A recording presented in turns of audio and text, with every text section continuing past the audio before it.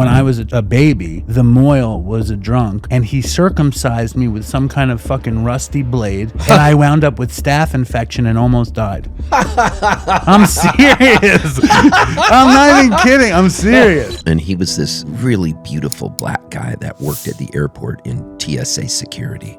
And I loved him. And he was the guy who said, you know what I like about coming to these meetings? I heard somebody once say, I'm so ashamed. And I said, why are you ashamed? In the meeting, I cross-talked him. And he said, I fucked a chicken. I had a stroke 8 years ago. I was rushed to the emergency room. Why did you have this stroke? They don't know. That's what he said. We don't know why you had this stroke. But next time, if it'll happen again, it's going to...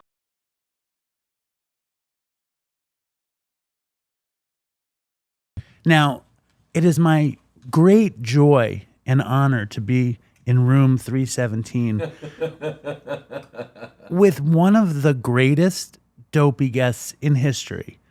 One of the greatest Dopey guests in history, the great Steve Poltz. Dude, to be here, with these headphones on, right. I feel like right. I'm Barry White. Right. Can't get enough of your love, babe. I don't know why, I can't get enough of your love, but beef, it's what's for dinner. Do you like the headphones? Well, between you and me, right now I do. And that's all that matters. I used to not like them, and then I learned to love them. And you and I have recorded 2 times before. Yes. In 2 other hotel rooms.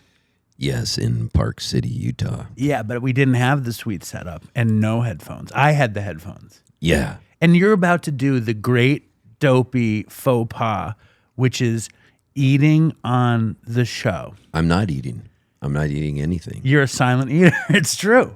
He's eating. Okay. I met Steve Poltz in a sort of a restaurant in Park City, Utah, and he was sitting at the table with his lovely wife, Sharon. And I think I just sat down with you guys, and you started talking to me about oatmeal and traveling with oatmeal. And now, for the first time, I'm in the company of your oatmeal. So can you please tell the Dopey Nation all about it, please? So I travel with a clean canteen. And you're getting into the deepness of your voice, aren't you? Yeah, it's a small, clean canteen. And I travel with Bob's Red Mill 5-grain flaxseed whole hot cereal.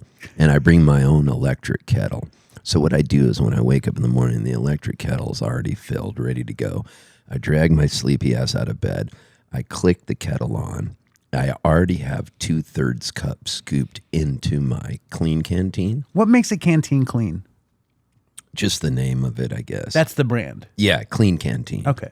But it's clean with a K. It could be filthy, but still it's a clean canteen. Correct. Because the brand is clean. Okay. They don't sponsor me, so I don't know why I have to say this, but You're very scrappy, though. You have a lot of undercover sponsors.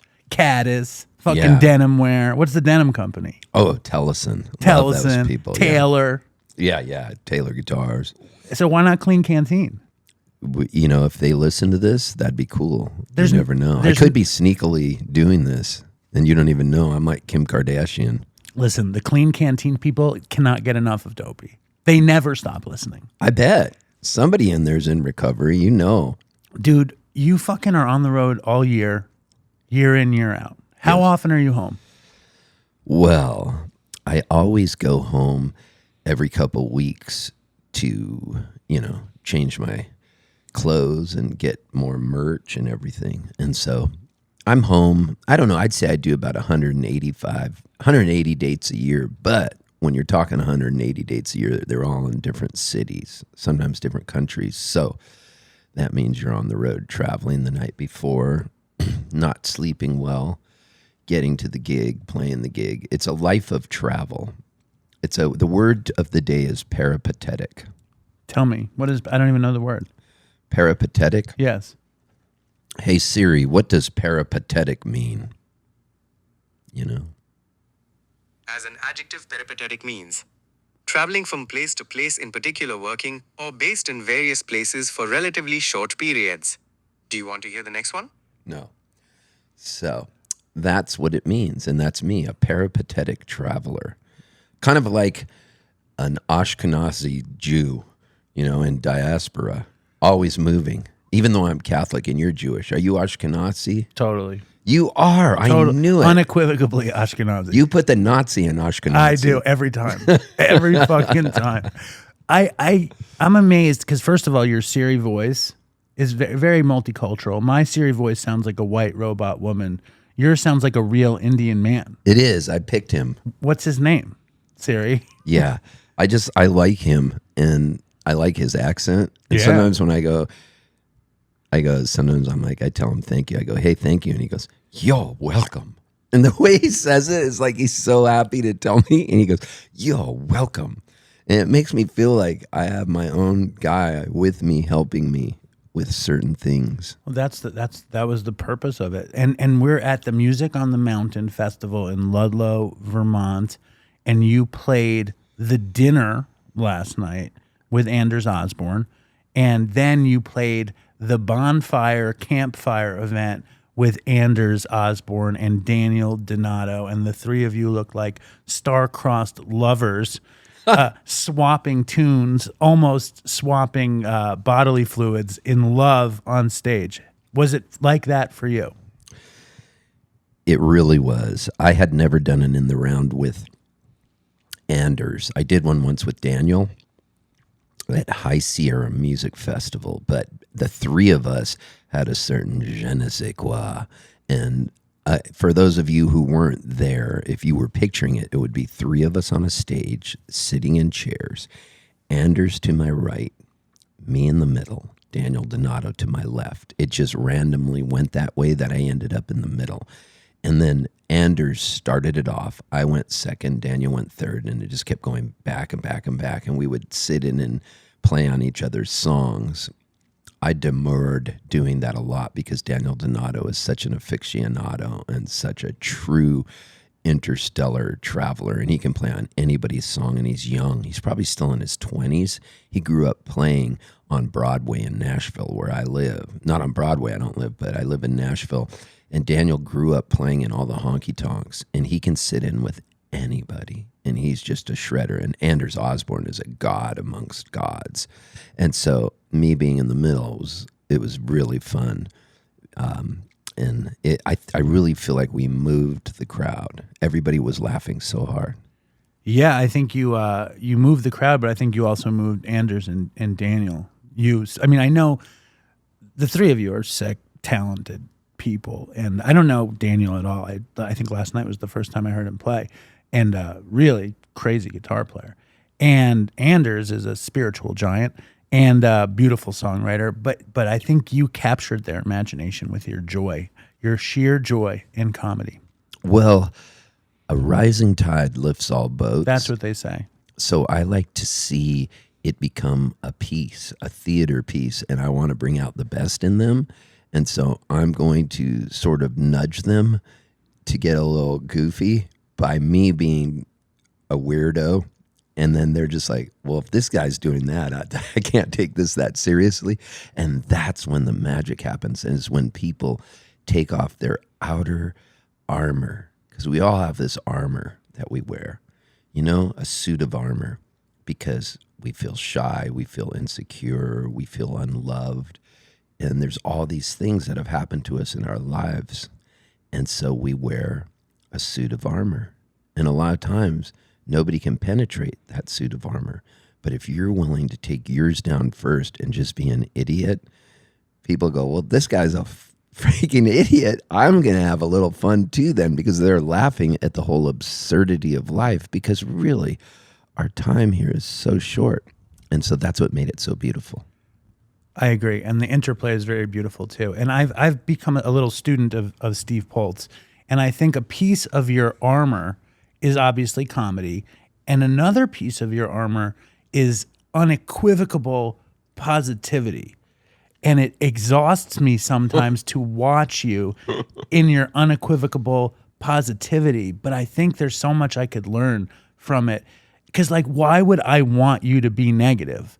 What is so wrong with me that I want you to be negative? Because then you're fucking schlepping from place to place, miserable, complaining. You need to be positive to keep it going. That's a very good point.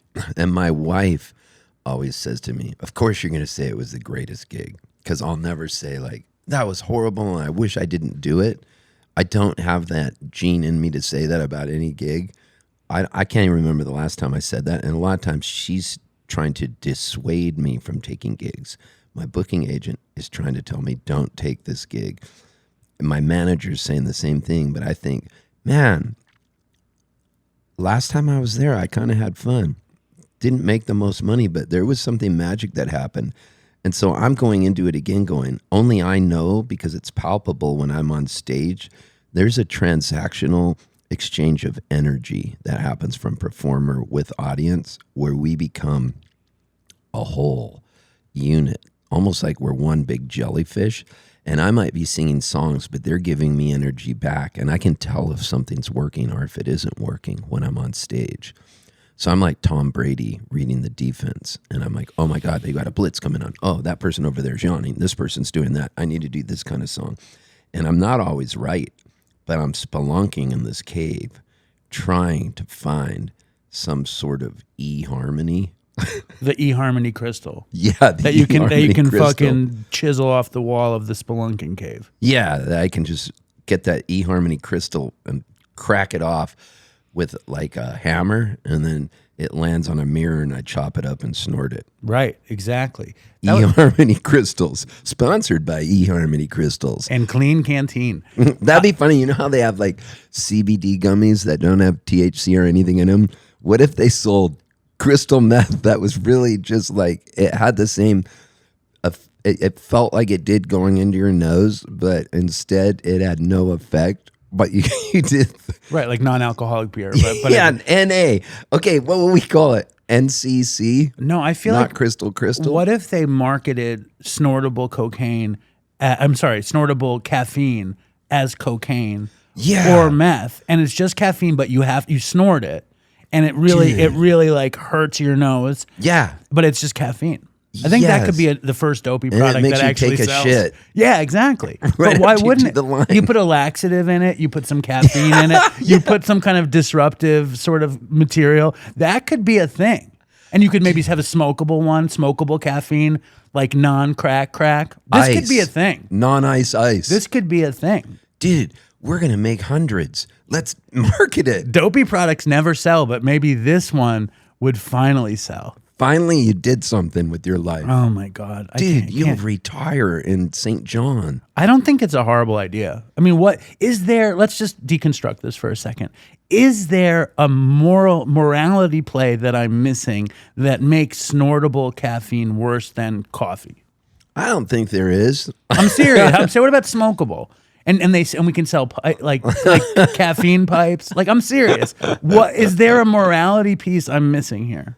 Well, maybe it would be a stepping stone to make somebody then smoke crack. Yeah, that's possible. It is. Maybe this is a bad idea. I don't know. I think it's a fun exercise. And you told me yesterday that this year was 20 years in recovery for you.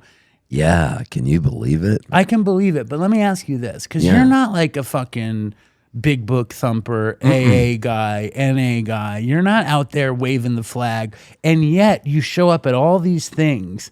Like, number one, it's like, does recovery make you uncomfortable? No. Not at all. No, I love it. Okay. I talk about it on stage. Right. So I used to go to meetings all the time. Like early. Every day. Yeah. Till when? I would say my first 12 years of sobriety. Okay. I went every day. Really? And it was called the Huddle. And AA it was in or San NA? Diego. AA. Okay. And it was called the Huddle. But there was a lot of NA people there. And there was a guy that was a heroin addict and a crack. You know, he liked speedballs and stuff. His name was Errol. And I remember the difference when I first went in, because he would always go, "Hi, my name is Errol, and I'm an addict. And I'm grateful to be here." And I loved it. And we would always say, "Hi, my name's Steve. I'm an alcoholic." Everybody go, "Hi, Steve." But Errol would always say, "I'm an addict." And I remember, you know, when you don't know the vernacular right away when you're going in there a lot, I was like, why does he say that? And they were like, "Why don't you go ask him?" And he was this really beautiful black guy that worked at the airport in TSA security. And so I asked him, and he said, man, this is the hardest thing. I have a problem with heroin, and I just try to stay alive every day. And he was so beautiful, and he really, really cared, and he was so sensitive, and I loved him. And he was the guy who said, you know what I like about coming to these meetings? I heard somebody once say, I'm so ashamed. I'm so ashamed. And I said, why are you ashamed? In the meeting, I cross-talked him, and he said, I fucked a chicken. And AA is the only place another person then stands up and said, oh, I did that too. Did Errol really fuck a chicken though? He didn't, but he heard somebody say that they tried to. And then he heard somebody else say, I tried to do that too. And man, I remember he made me laugh. And unfortunately, as the story goes, he went back out and he died of an overdose. But he's still with me. Now, I went to meetings every day, and I love meetings. I just then ended up getting busy in my career. I had sponsees and sponsor and everything. But I mean, I'm just like, but I love talking recovery. Oh, that's what I meant on stage. I like saying to people, man, I haven't in 20 years. And then somebody always comes up and we have what I call mini meetings, you know, after the show where they're like, dude, you really helped me out by saying that. I'm like, you helping me out right now by showing me your coin. And I call them like booster shot meetings. It's not like I'm going there, but I'm talking to people every day because somebody always is sober. Well, that's you carrying the message, even 8 years out. But I want to get in here for a second. Sure. And you might not like this. I love it. Okay, 12 years in. Yeah. And then is the career taking off? What changes? Because something has to really change for you to be somebody that goes all the time to somebody that doesn't go at all. Yeah. So more gigs started happening because I was available and I was way more energetic. I wasn't hungover. I wasn't, trying to score drugs. And so as I got more busy, I kept saying yes to more and more shows. And at first when I would go out, I would go to meetings on the road. And then as I was touring more and more, I was like, man, I'm too tired. I just need to sleep when I sleep and go play the show. And so I know that there are people that will be listening to this going, dude, that's not cool. You're out there, you're in bars, you're playing, but no way. Dopey Nation is not a judgmental bunch. Oh, cool. But for me, I just got busy, and then I was like, I hadn't been to a meeting in a long time, and I was just like, I haven't been to a meeting in 2 years. And then it just was the way it was. And then, but I always love talking about it with people, and I have no qualms about it. I talk about it at every show I play. I find like I go to meetings all the time, but lately I've gone less. I'm coming up on 10 years this summer, and lately I've gone less. And when I don't go for like a week, when I show up, I don't want to hear about it. You know what I'm saying? Like I go and I just don't want to fucking hear about it. I don't want to hear all the things that we hear in the meeting. And I can imagine not going for a long time and never being able to go back. Right. Did that happen? No, like I would go to a meeting again. And you go from fucking festival to festival, gig to gig. There's always some sober presence at the thing. Is it ever like, I guess it's cool because you're not immersed in the dogmatic structure of 12-step, but you're still like going strong. And I think it's very important actually that there's ways to do it without the dogmatic structure of 12-step to be the free spirit weirdo that you are. I do, and I mean this. I talk about it every show. At some point in the show, I will say, oh my God, people used to party with me in shifts. Like they would take shifts because I would be going 3-4 days straight, holed up in a hotel room. And they would go, man, he's lost his mind. And people would show up and I would open the door naked and start peeing on their feet. I mean, just crazy shit. And then I say all this stuff on stage. I have no qualms about it, but I make it kind of funny because that's what I like is humor. And so then somebody always comes up and goes, man, you really helped me. I'm thinking about getting sober. I'm like, oh, man. And do you need any help? This is what I recommend. You don't need to go, maybe you don't need to go to rehab, just go to 30 and 30. Go to 30 meetings in 30 days. It's free. It's like joining the Y. But go every day and you're going to hear, you're going to listen, and you'll see if it's for you. try it on like you try on a pair of pants. See how it works. Like, don't put so much pressure on yourself.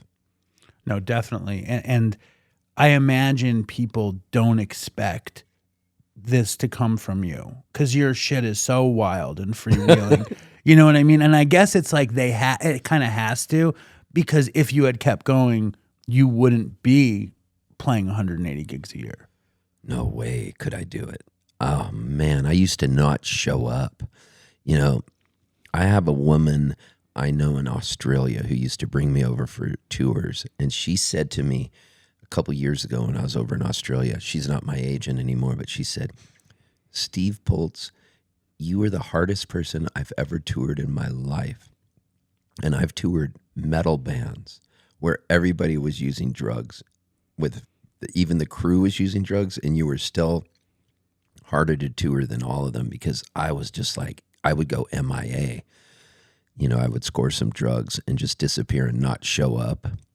And they'd have to find me and track me down in some hotel room, and it would be madness. And I never want to do that again. Did that happen on Australian tours? Yeah. So give us an Australian diversion story on the road. There's a place, I can't even remember the name of these places, but they're these apartments. They're efficiency apartments you can rent all around Australia. And I wish I knew the brand now. I blocked it out of my head. But the girl gave up on touring me, and this other guy came over named Milan Sercevic. He's a Serbian, and he saw me open for Jewel in Melbourne, Australia, the singer Jewel from Homer, Alaska. And so he saw me open for Jewel, and I came out and said to the audience, I'm sorry, I'm not going to be that good tonight because I'm really hungover because I'm in your country and you people are nuts. And they gave me a standing ovation just for saying that. And then everybody's offering me drugs because that's the way this business is. And so my friend Milan tracked me down in San Diego, flew over and said, I want to bring you over to Australia. How come you haven't come? And I said, oh, this woman quit touring me. But of course, I didn't tell him it was because of me. I just said, she disappeared. She disappeared. She wasn't doing a good job. Yeah, I blamed it on. Of course, it was totally her fault. Yeah. And so he goes, well, I'll bring you over. And I go, all right. And so I was living with this girl at the time, and we were in love. And then she was worried about my drug use.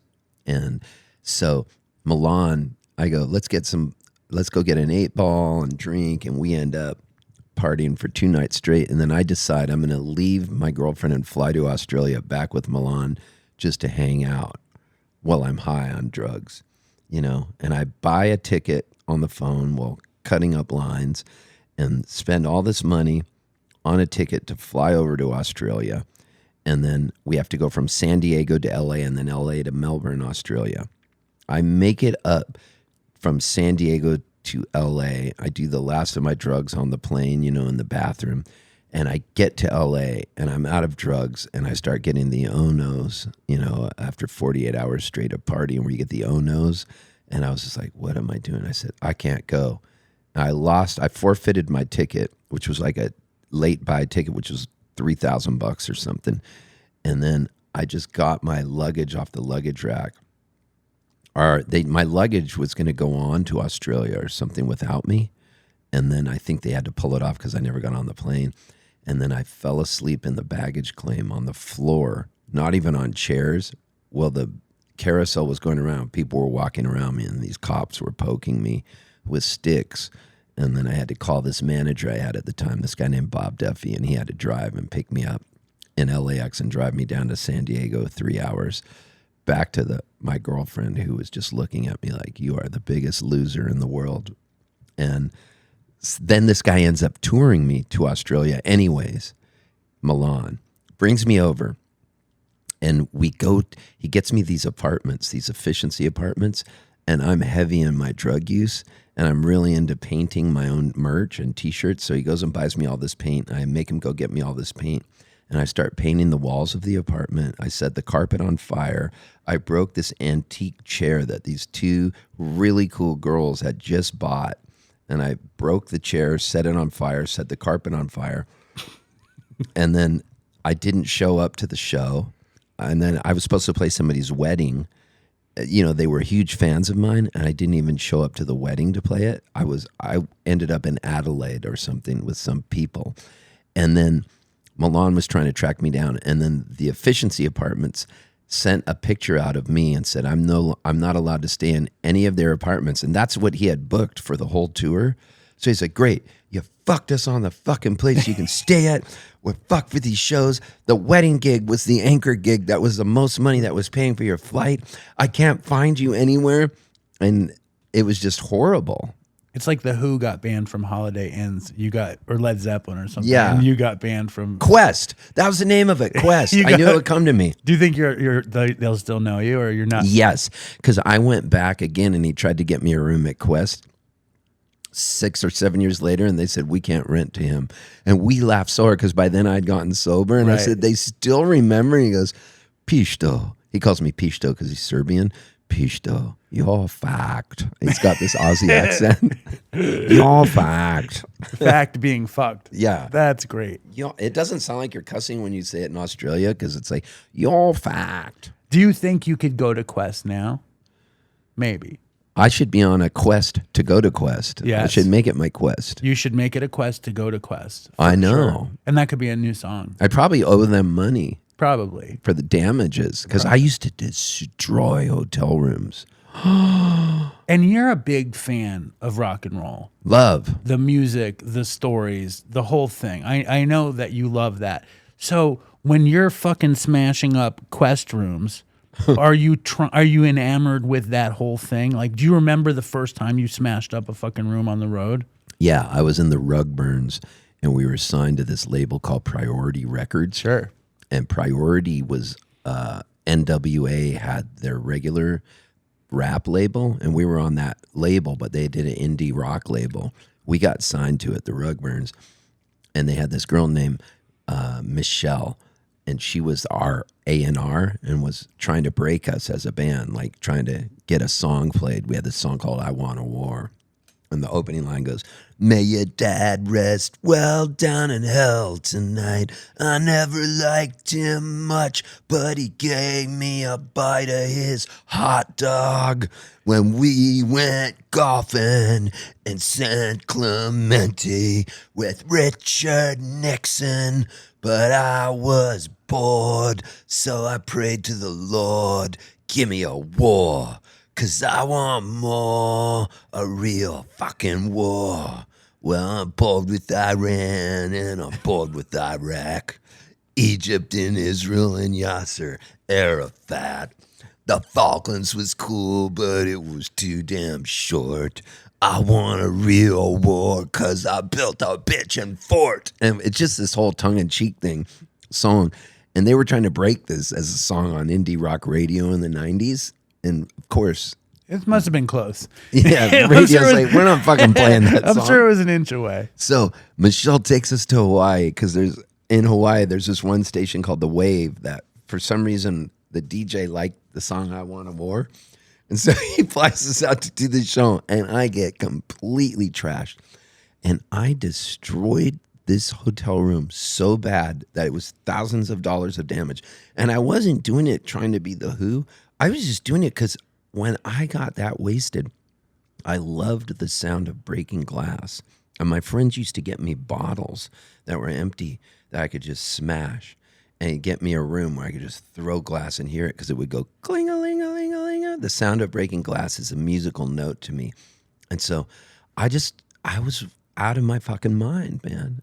And now look at my hotel room. Spotless. I know. Oatmeal, clean canteen. It's all happening. Yeah, I'm proof that you can change. Do you think like the Who and Led Zeppelin also loved the sound of breaking glass, or do you think they loved feeling themselves? Or both? And I'm sure you loved feeling yourself too. I think Keith Moon loved the sound of breaking glass for sure. I would bet. Yeah.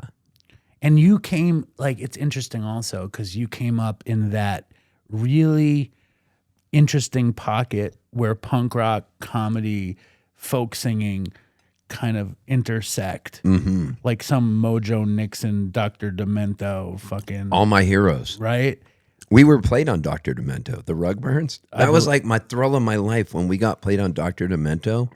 Oh my God. It was beautiful. And then when Mojo Nixon took us out on tour, and when Shane MacGowan took us out on tour from the Pogues, after he got kicked out of the Pogues and he was turned as Shane MacGowan and the Popes, and I snorted meth out of his dirty thumbnail, you know? I mean, shit like that, those are stories you want to tell your grandkids. See, I think someone could snort caffeine out of a thumbnail and have a very similar experience. Maybe. Totally. Yeah, why do meth? Did you do a lot of meth with Shane MacGowan? No, but I did end up one night smoking ice, which is a rock form of meth. That went on for a week, and I lost my mind, and it scared me. Where was that? It was in Arizona, either Phoenix or Tucson. And all I remember, I was in these people's backyard. It was these two gay guys that were so funny. They're both dead now. They did meth their whole lives, and they would never miss my shows. And I was in their backyard with all these other guys that they knew, like leather dudes and stuff.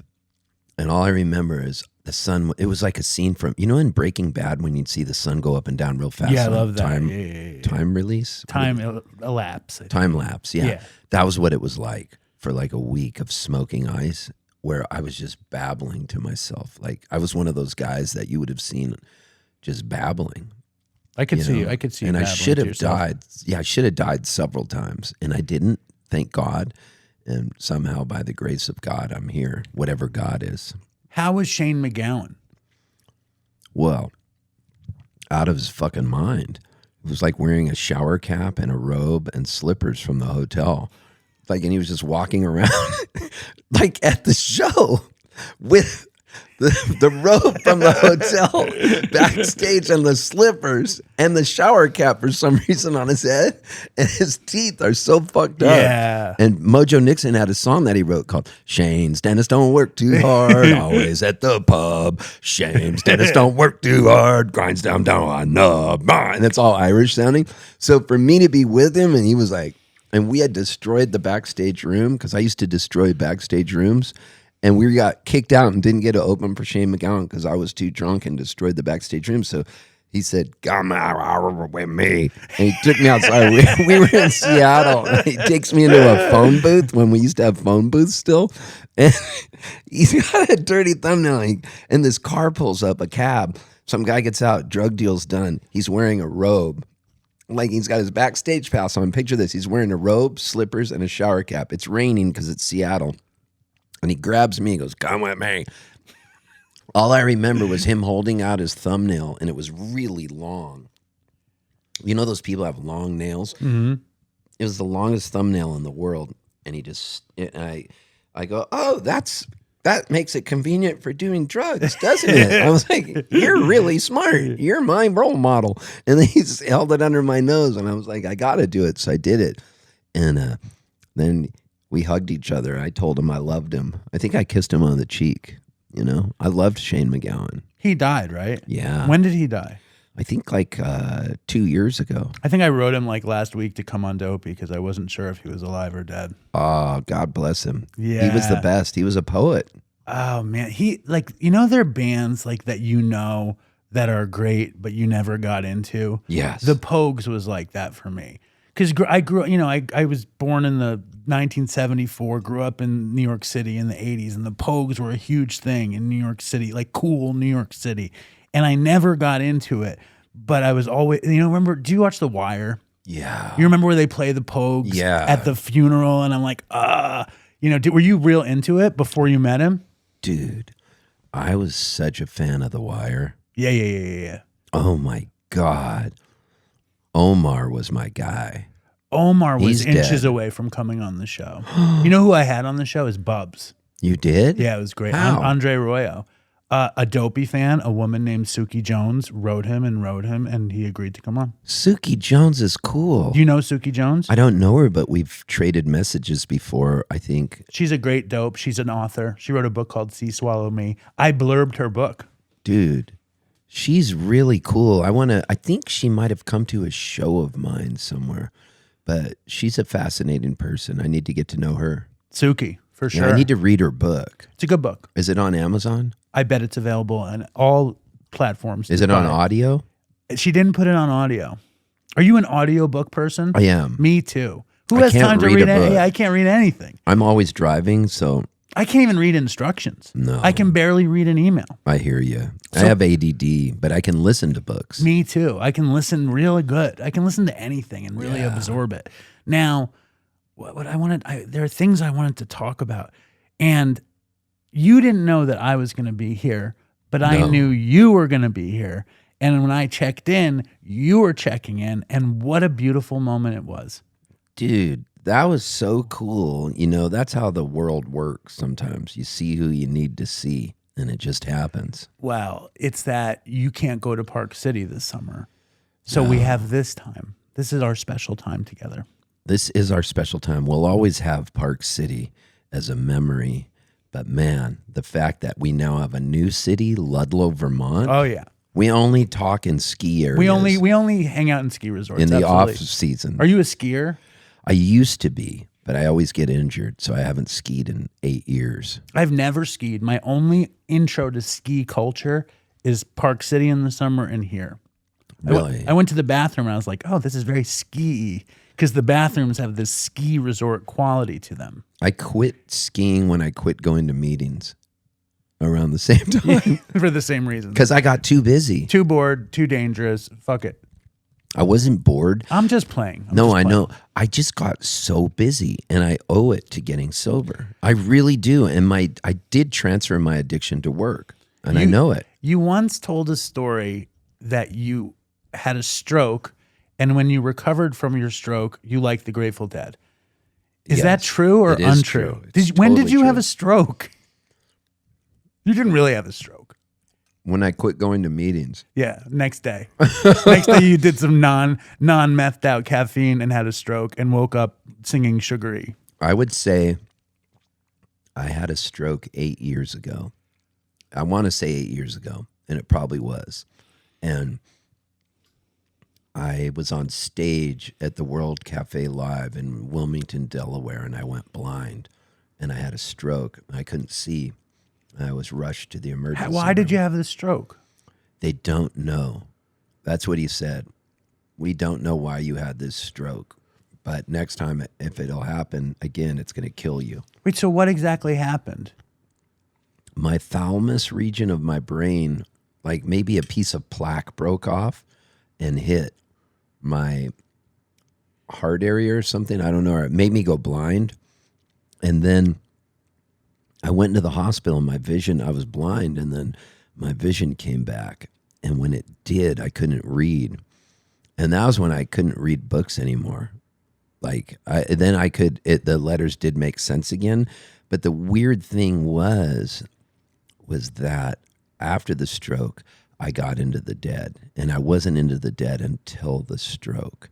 And then after the stroke, all I wanted to do was listen to the Grateful Dead. It's like their music was like, for some reason, it spoke to me. I bet it's something in the sprawling guitar playing that soothed your brain. Yeah. I bet it was that.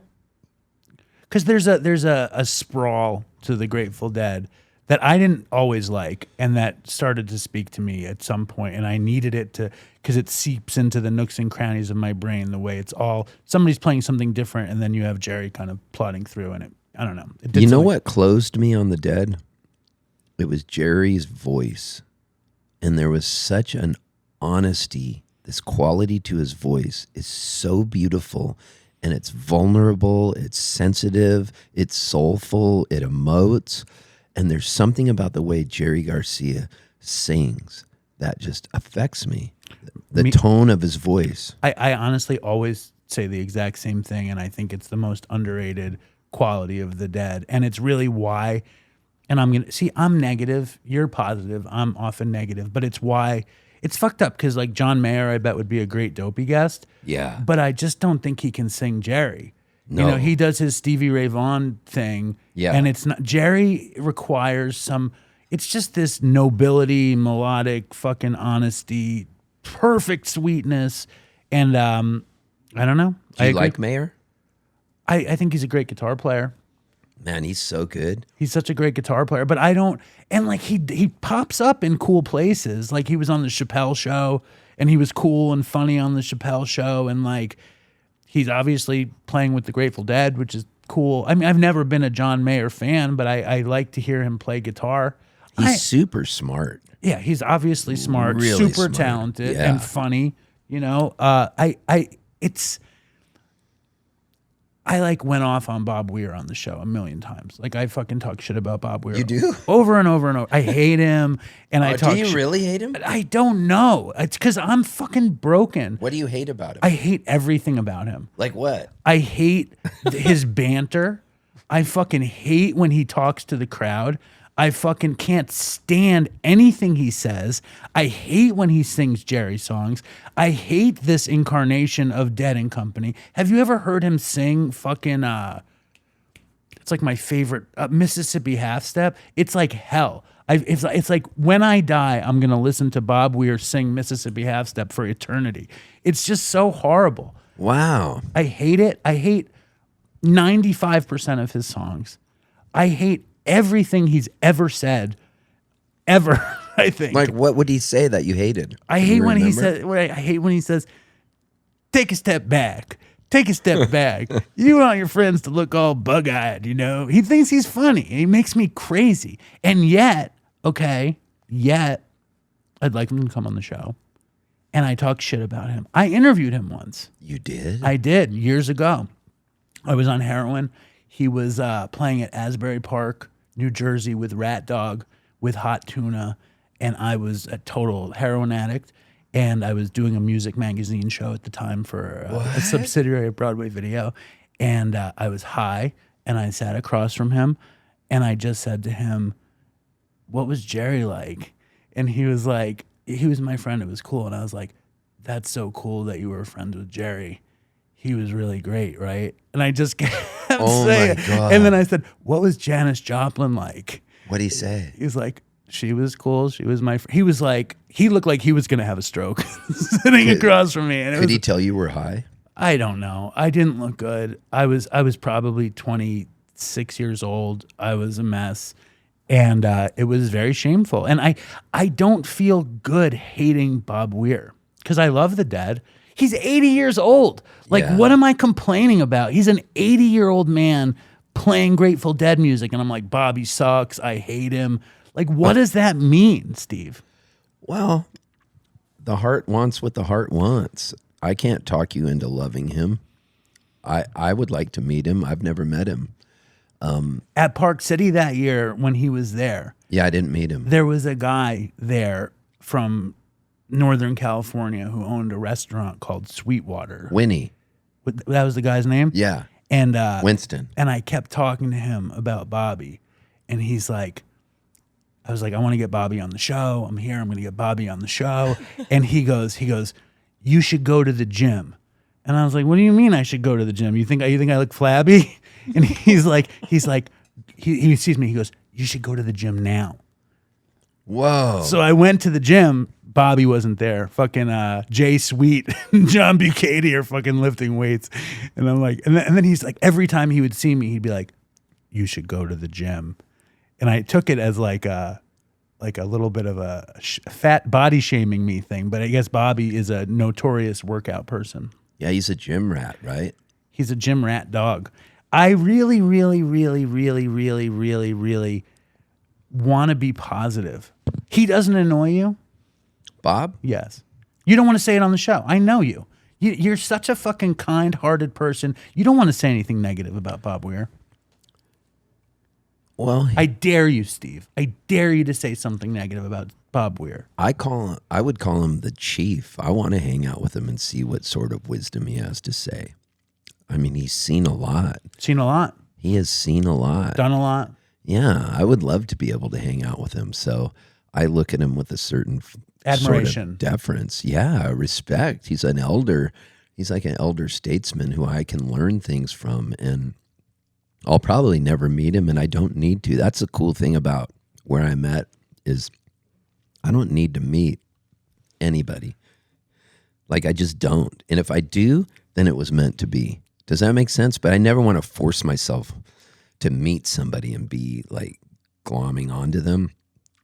But if he saw me play or something and liked what he heard, that'd be cool. Can you help me with something, Steve? I can help you. You know me a little bit. Yeah. Do you think I'm broken? No, I don't think you're broken. I think that we all have breaks and we all have scars and our bones are healing in different ways, spiritually and everything. But no, I don't think any of us are too broken, but we're all a little broken. But I don't think you're broken, like in disrepair. Give me your take on my Bob Weir hatred. Like deconstruct that through your comprehension of humanity. I appreciate it. It was very honest. I'm not here to be the Bob Weir defense team. I appreciate your honesty in it, and I get it. Like there's times I hear them do those. I'm not into when the Grateful Dead do those, like those 50s songs or whatever they are. You know what I mean? Like where it's like, I don't need to hear one Round more and Saturday round. night. Yeah. That's an down in original. the West Texas down of You don't Del like Paso. El Paso? I mean, everybody goes crazy for it. I don't need to hear it. No. Interesting. I figured you'd be an El Paso person. No, I'm a Jerry guy. I'm a total Jerry guy. I want to hear Althea. I want to hear. I don't love Althea. I want to hear Morning Dew. I like Morning Dew. I want to hear As We Rode Out to Venerio. Oh, yeah. Peggy-O. Peggy-O. I want to hear that. I want to hear Jerry sing beautiful songs. You're not an Althea guy, though. I'm not an Althea guy. John Mayer's a big Althea guy. That's what got him into the Dead. He loves Althea. But let's go back to your hatred to Bob. Bobby. Yeah. I don't think that that's a bad thing. I think it's honest. And I think you have a hatred, but hate and love are very close, and it's a two-sided coin. And I think if you spent time with him and he was generous enough to give you an hour of his time, I would love him. I think you would leave it in a different way. But I also understand what you don't like about him. And the fact that you're talking about him right now is actually helping you. It's good to get this off your chest. And there's nothing wrong with raw feelings. And to be truthful, right? To be totally truthful. I love Sugar Magnolia. I like Cassidy. I like the other one. Yeah. What Bob songs can you tolerate? You hate him more than I do, I can tell. This is amazing. I can tell. You hate him more than I do. I love It's when he remarkable. goes, arrows and neon and flashing monkeys on a main street. Like, who can deny that? Chicago, New York, Detroit, it's all on the same street. Okay. You like him in Truckin'. I love him in Truckin'. Yeah, I like him in And I Truckin', love too. St. Stephen with the rose. In and out of the garden he goes. It's amazing that Bobby even sings it. But that seems like a Jerry tune. It does. Doesn't feel like a Bobby tune. I like it when he does that. And I guess One More Saturday Night isn't that bad. Yes, it is. It's bad. Okay.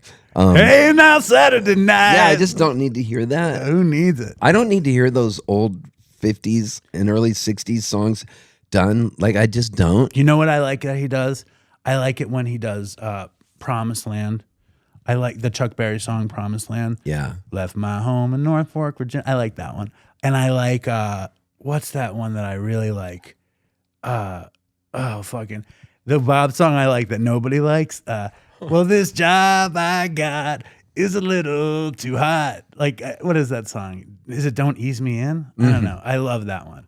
I love Don't Ease Me In. Yeah. Now listen, Yes. I've wasted a lot of your time with this Bob Weir distraction. Are you circumcised? Totally. Me too. I'm a little overly circumcised. Are all Jews circumcised?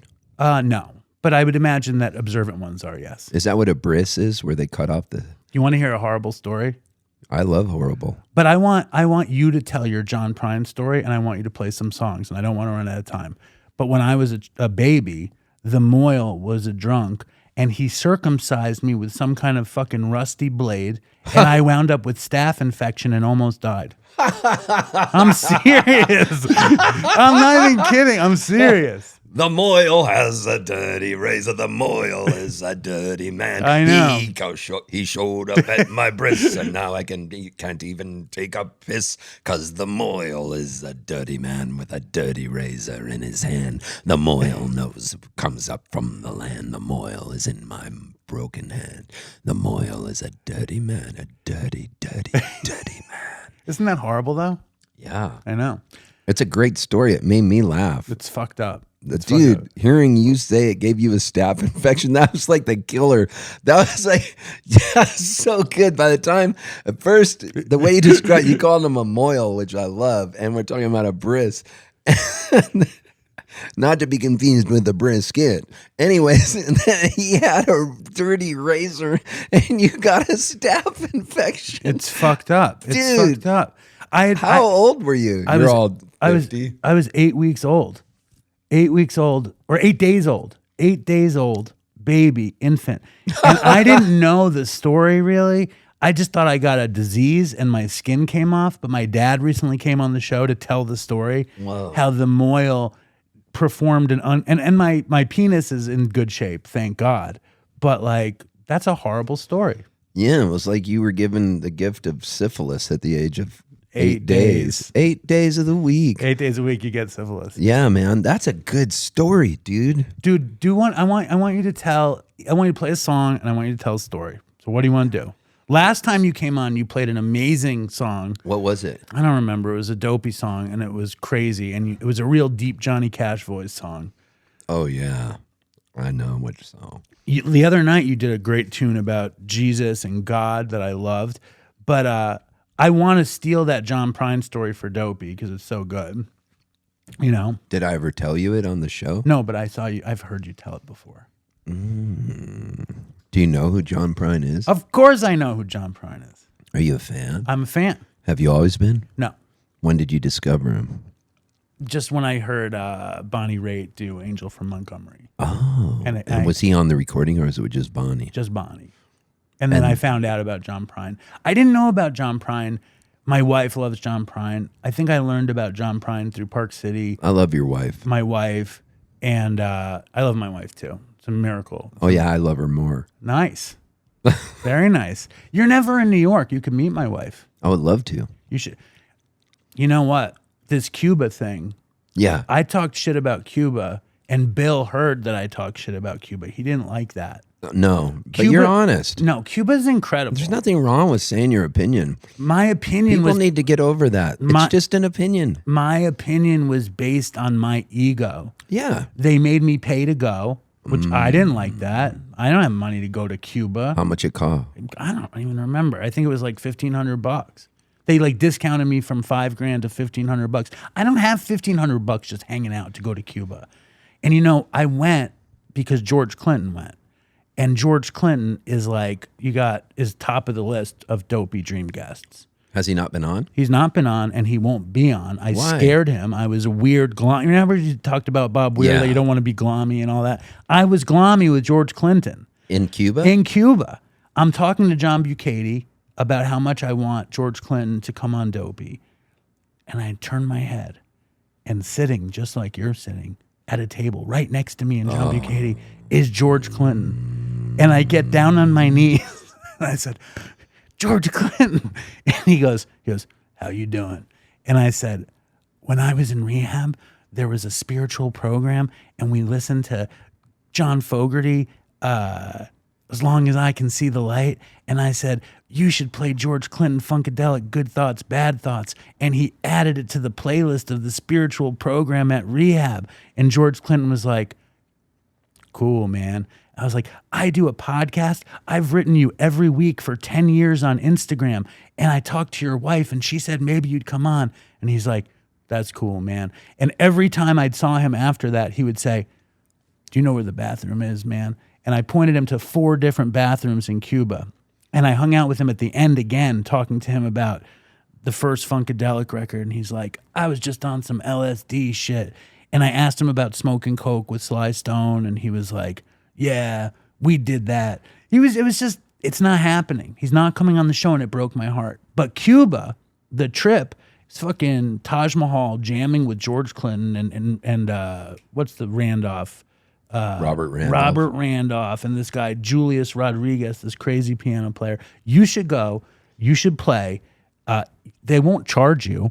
They might pay you, and you'll get to see Cuba. I would love to see Cuba. Will you I've never please seen go? it. Yeah, I'll go. Good. Now, do you want to play a song? Yeah. Do you want to tell a story?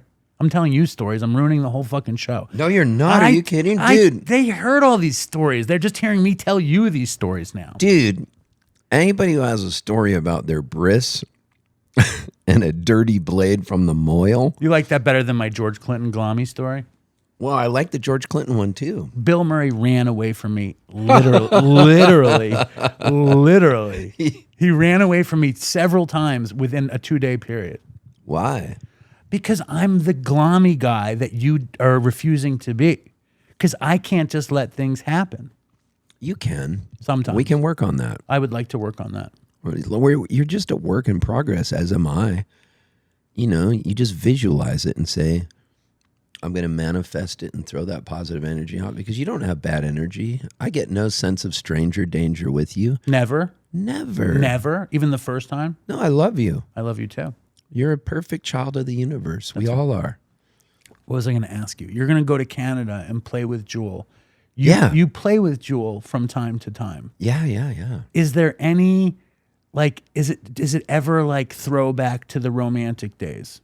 No, but I really enjoy her company, and I enjoy chatting with her when it's just us and we're alone, because we have a good rapport. And you've known her for so long. Yeah, and we giggle. And I think a lot of people don't know just how goofy she is. Like, she's super goofy and likes to laugh and do stupid stuff, which I love. Because look, we're not here that long. Might as well have fun. You know, like they say, the first tenet of Buddhism is life is suffering. And that's why the Buddha's smiling. And he's smiling because he's like, because it's coming true. Life is hard. So he's laughing at the whole absurdity of life. And our time here is so short, and we worry about, I'm just as guilty of this as anyone else. We worry about what we're going to get, what we didn't get, who we slighted, who slighted us. And, you know, there's times I can be so mellow. I have this neighbor in Nashville, and she lives 4 houses down. She voted for somebody different than I voted for in the last election. And she is a very nice girl, a nice Jewish girl. Nice. And, you know, very, she's just a good person. Anyways, we do not get along politically, so I'm always avoiding politics. The first night we met her, my wife and her got in a big argument. It was after the storming of the Capitol. And I was just so pissed and so angry. And she was defending the guy that was president at the time. And my wife screamed at her. And I had to take my wife away and go home. And then this girl reached out to us, and we decided we shouldn't talk politics with her because we are opposites. But she knows music really well. She loves New Orleans. You know, she loves Alan Toussaint. She loves the fact that he wrote Southern Nights. You know, she has a really good depth of knowledge of music. And so her only problem is she's watches, you know, Fox News and stuff and is quoting weird shit and tries to poke me a lot of times with these stupid things. And I avoid politics with people unless they're going to be like-minded to me. I don't want to sit and argue with somebody over something because it's like you like the Raiders, I like the Chargers. You're never going to change that. No. It's like team loyalty, and I get it. We all watch our alternative news sources, whatever we're watching, and we follow who we follow, and we've become balkanized and factional. You know, we have these different factions. So my wife was cutting this other girl's hair named Kara, and Kara was saying, you know, Rebecca is, you know, more way right wing and blah blah blah.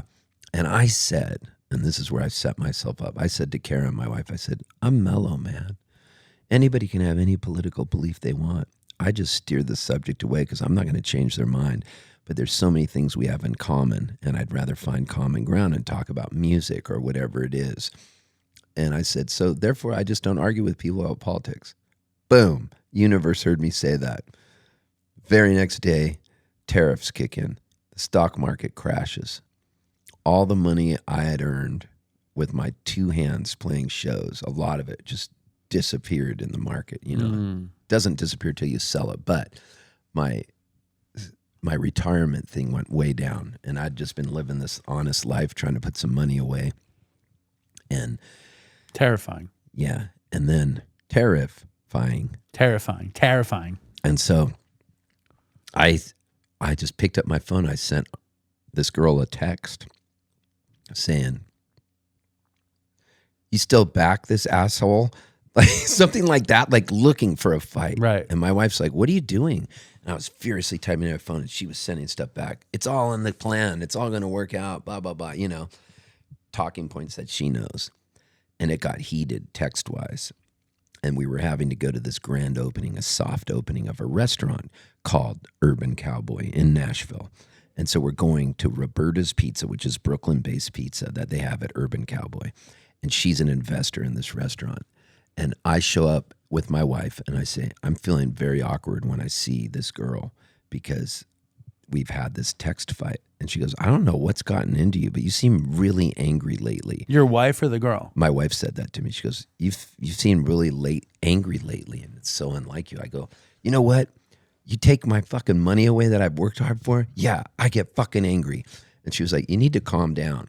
And so we get to the party. It's the soft opening for this restaurant. All our neighbors are there, okay? They're all there. They all know me. I'm the mellow guy that plays guitar with the good long time, hair. good feeling guy. Yeah, good feelings guy, Steve Poltz. Yeah. And I'm in there, and I see Rebecca, and there's this, I'm just looking. It's like George Foreman and Ali. We're looking at each other, and I can tell there's going to be a discussion. And then the discussion starts because somebody cut down a bunch of trees in our neighborhood where these owls lived. And the people that voted for one guy are glad they cut the trees down because they're going to put up another building. And all the people that were more of my like are like pissed that they cut these trees down. These owls don't have places to go. And somehow that comes up at the grand opening party. And she says, it's a good thing, blah, blah, blah. And then I said something. I was so mad because I'm from Canada originally and I'm a dual citizen. And I said, and you voted for this fucking guy who's saying my country is going to be your 51st state and our prime minister is your governor? How the fuck can you back this guy? And I start screaming. The whole restaurant stops, looks. My neighbors are seeing me. This is like me way out of character. I lose it and I take it to the next level. My voice is loud. I'm screaming at her over this political thing. And then she's screaming back, and then she says, I'm feeling attacked right now.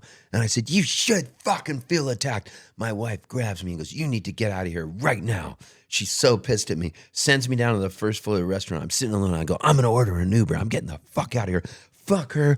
Fuck these people. Today's the day I become a revolutionary. I'm so mad. I go, I'm fucking angry. And then I go back upstairs looking for round two. I see her, and she blows me a kiss to try to make up. And I go, I start yelling more at her. Well, the next day, we're supposed to go to her house for Seder, Passover dinner. And we're the two Catholics that she invited. And the rest of it were Jewish Nashville, all the Jewish Nashville musicians, four. And so the four of them. Yeah. And so we have to go to this dinner. So I'm so pissed, and I go to sleep, and I wake up in the morning, and I look at my wife. It's 7 a.m. and I'm in bed. She opens her eyes and she goes, honey, are you all right? You were really angry last night. And I go, you're fucking damn straight I was angry. You know why? Because today's the day I become a fucking revolutionary outspoken. I'm sick of fucking being nice about this shit. There's bullshit going on.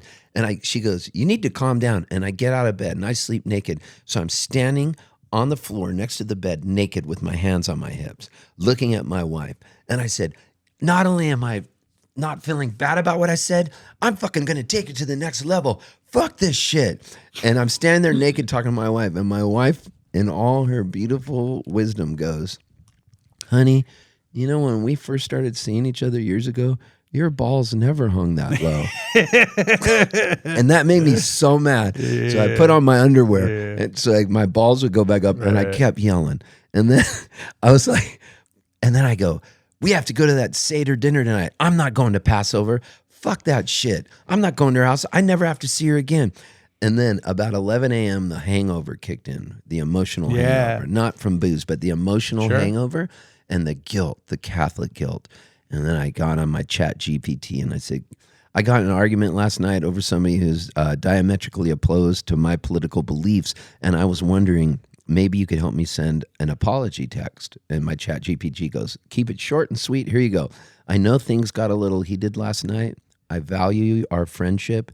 I hope we can discuss things again once things cool down. I just want you to know I value our friendship. And so I go, I'm not fucking sending that. Did you write that to ChatGPT? Do you Yeah, talk to ChatGPT? I talk to it. Yeah. Okay. So I go, I'm not fucking sending that. And ChatGPT just kind of calms me down. Then my wife goes, you need to send her that apology text. You were really out of hand last night. And I go, fine, I'll send it. So I get my fucking iPhone out and I look at it. I'm like, you know, when your hand is sitting there with trepidation over, should I hit send?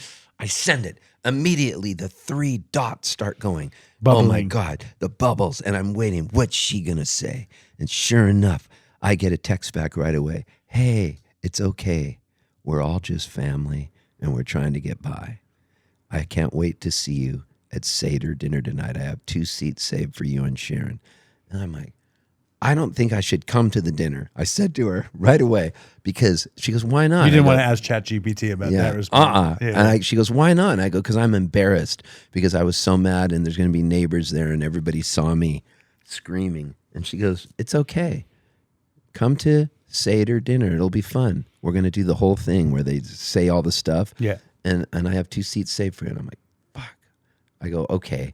So we walk down and I say to my wife, I'm going to the Seder dinner, but we're not staying long and I'm not even going to be nice to her. And we go up, knock on the door. She opens the door and I look at her. She looks at me. She opens her arms and hugs me and I immediately start crying. And she starts crying. And we hugged each other for like a minute. And then I looked at her and I just said, I'm sorry about everything getting so heated last night. We should probably avoid politics. She goes, totally cool. I'm so glad you came here. Holds my hand, brings me over the table, and we do the whole Seder. And that Seder meant more to me than anything because it was so foreign to my Catholic ears. And what they were talking about, I needed to hear. And it was beautiful. And that's a slice of moment in my life. That's amazing. How did we even get on that story? I wanted to tell you it. I love that story because that's really also like recovery. You know, that you can have a feeling and then you can decide that you're going to do better. Like that's the greatest part about recovery, that you can do it better. You can do it over and feel good. And that love, right? Yeah. Is the only thing that really matters. Love is all we have. Love is the answer. We have 2 Dopey mottos. One is love is the answer, and the other is let your freak flag fly, which is why you're the ultimate Dopey guest. Dude, let your freak flag fly is what I've always said. And love is the answer. Yeah. You're gonna play. You're gonna play something. Yeah.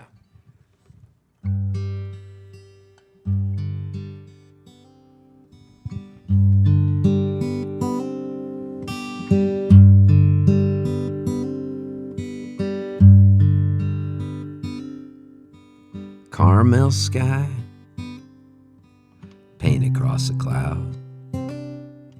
Somebody's struggling, but everyone's allowed. And if you're gonna reach for the stars. Pack yourself a lunch in some antique jars.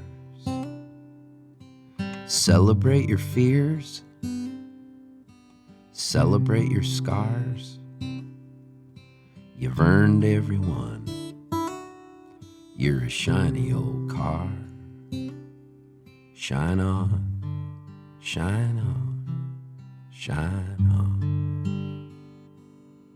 You got the Mercedes covered up with rust. Champagne fizz from the boom to the bust.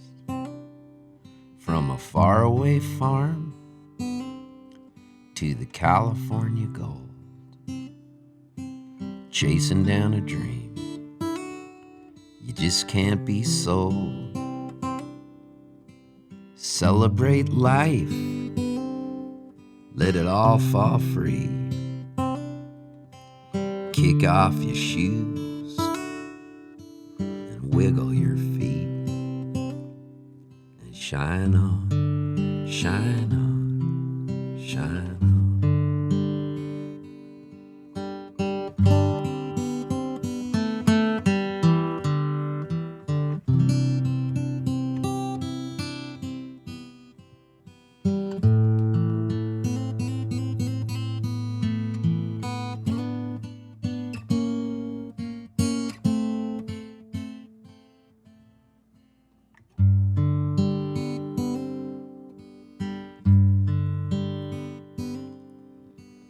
Feel the feel.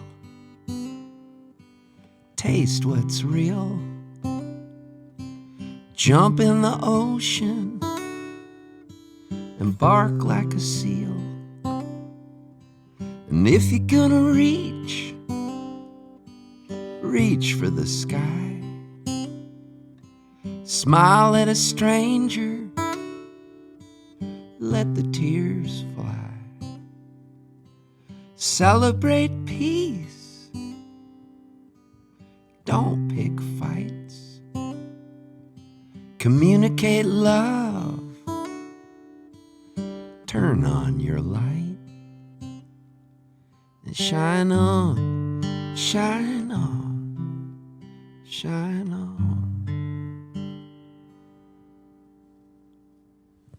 That's really beautiful, man.